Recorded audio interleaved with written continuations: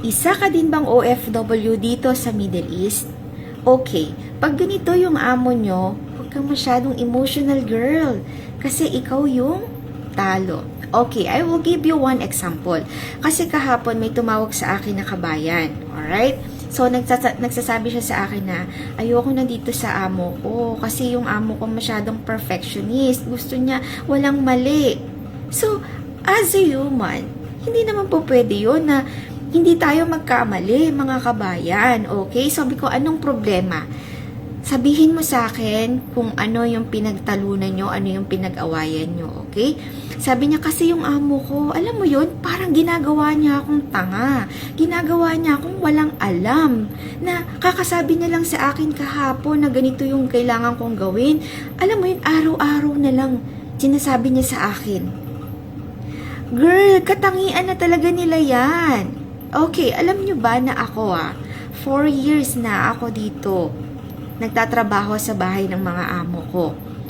Pero, sa 4 na taon na yun at lagi kong ginagawa, lalo na sa pagluluto, tinuturuan pa rin ako hanggang ngayon. Although sabihin na natin, alam na natin gawin yun. Pero pag nagsabi sila sa atin na ganito dapat yung luto mo ganito, ganyan, ilagay mo to, sunod ganito, sunod ganyan, sinasabi ko lang, okay. Okay, madam. Kasi what? Attitude na nila yun, wag kang masaktan. Hindi para ipamukha sa'yo na wala kang alam. Kumbaga gusto ka lang niya ulit i-remind. Hindi nila intention na saktan yung feelings mo. Okay? Kasi ito yung problema sa ating mga Pinay. Ito yung pinakaayaw natin. Kasi alam naman natin yung ugali natin, di ba?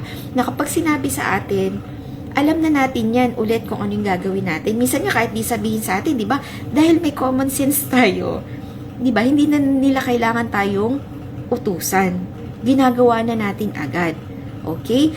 Minsan naman, pag sinabi sa atin, okay, ginagawa na natin yan. So, bago pa yan makita ng mga amo natin na kailangan linisin, nililinis na natin yan kasi ganun tayo mag-isip eh.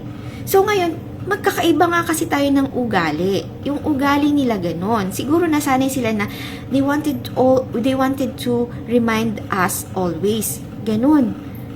Okay, hindi yun para ipamukhang wala kang alam na tanga ka na dapat yung mga mali mo, ganyan. Hindi. Pag ni-remind ka nila, okay ka na lang. Hindi yung mag-iinit yung ulo mo na, ano ba naman tong amo ko na to? Siguro akala niya hindi ko nililinis to. Siguro akala niya tanga-tanga ko na hindi ko alam yung mga sinasabi niya sa akin na tinuro niya na sa akin to. No. Mag-aaway po talaga kayo ng mga amo nyo pag ganyan kayo. Instead na mag-init yung ulo mo, kalma mo yung sarili mo and say, okay. Okay, madam. Okay, ma'am. Alright? Alam mo ba na ito, alam mo ba na yung katangian nila na yan, ipagpapasalamat mo yan one day. Okay? At yung katangian nila na yon, magiging advantage mo yan isang araw. Kasi bakit? Kasi tinitrain niya yung pasensya mo. Okay? Sa pagsabi mo ng okay, di ba? Yung sa pagkalma po pa lang na dun sa mga ginagawa na sa pag-remind nila sa'yo eh. Ano na yun eh? Pasensya na yun mga kabayan eh.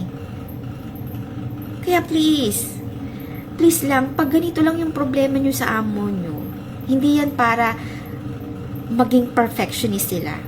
Kasi gusto lang nila na maging okay ka dun sa trabaho mo. Reminding us, it's gonna be our advantage. Tandaan yan, makakatulong yan sa atin. Hindi mo man makita ngayon, one day, marirealize mo yun kung ano ba yung kinagandaan.